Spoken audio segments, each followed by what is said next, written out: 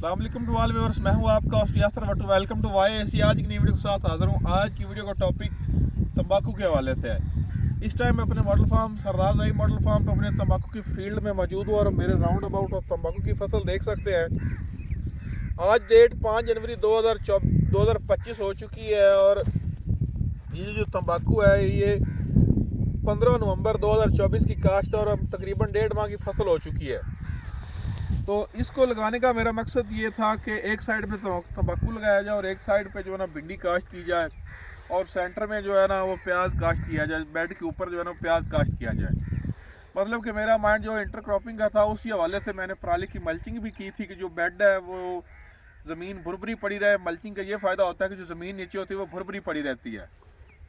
लेकिन अब मेरा माइंड चेंज हो गया। तो जब मैंने तंबाकू की ग्रोथ देखी है तो मेरा माइंड यही बना है कि सारे का सारा जो है ना तंबाकू ही काश्त किया जाए।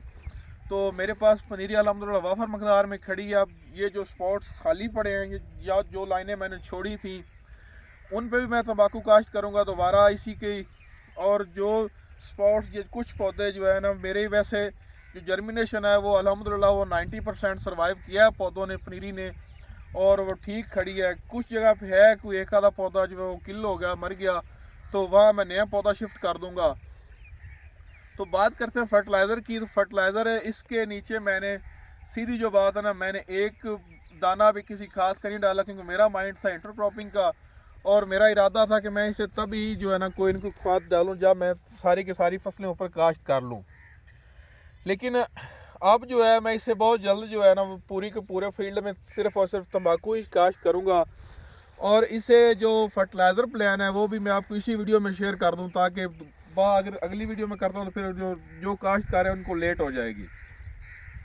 जो मेरा फर्टिलाइज़र प्लान है वो यही है कि मैं इसे 10 किलो 1744 डालूँगा पहले पानी पे जो इसके बाद लगेगा, और एक बैग उसके साथ यूरिया का डालूँगा, और अगले पानी पे एक बैग नाइट्रोफॉस और एक बैग यूरिया का। मतलब कि तंबाकू की फसल को कम अज़ कम 5 बैग यूरिया के चाहिए होते हैं क्योंकि ये वो चीज़ है कि जितना वेजिटेटिव ग्रोथ करेगा तंबाकू के खब्बड़ आपके उतने ही ज़्यादा होंगे। और ज़ाहिर सी बात है कि जिस फील्ड के पौधे बड़े हैं उनके खब्बड़ ज़्यादा होंगे, उनके पत्ते ज़्यादा हैं तो खब्बड़ ज़्यादा होंगे। और असल तंबाकू आपका खब्बड़ ही है, वही आपकी फसल है, उसी से ही आपको आमदन आनी है।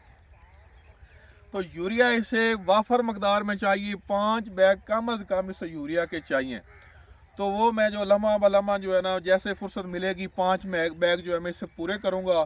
और खुराक आपने देनी इस तरह से है कि आपने एकदम इकट्ठी खुराक नहीं देनी, आपने हर पानी पे एक आधा बैग लाजमी देना है ताकि इसकी जो ग्रोथ है वो चलती रहे, ये रुके ना। बाकी इसे पेस्टिसाइड की ज़रूरत नहीं होती, ना इसे फंजासाइड की ज़रूरत होती है, ना इसे तेला अटैक करता है। ये वो वाली फसल है जिससे बीमारियां दूर भागती हैं।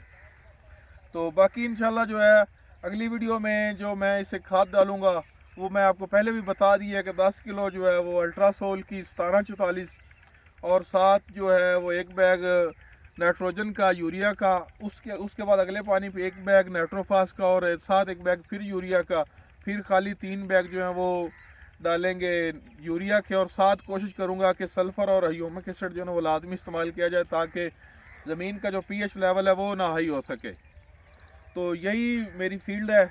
मकसद यही था कि किसी दूसरी फसल की तरफ जाया जाए, रवायती फसलों को छोड़ के वो वाली फसलें अडाप्ट की जाएं जिनसे आपका जो ख़र्चा भी कम हो और आपकी जो प्रॉफिट है वो भी ज़्यादा हो, और जिनकी मार्केट रेट में इतना ज़्यादा उतार चढ़ाव ना होता हो कि इतना जो है ना उतार चढ़ाव होने की वजह से बहुत ज़्यादा फार्मर लॉस में ना चला जाए। जैसे कि गंदम के साथ कितना बुरा हुआ है, आने वाली फसल से भी किसान डर रहे हैं।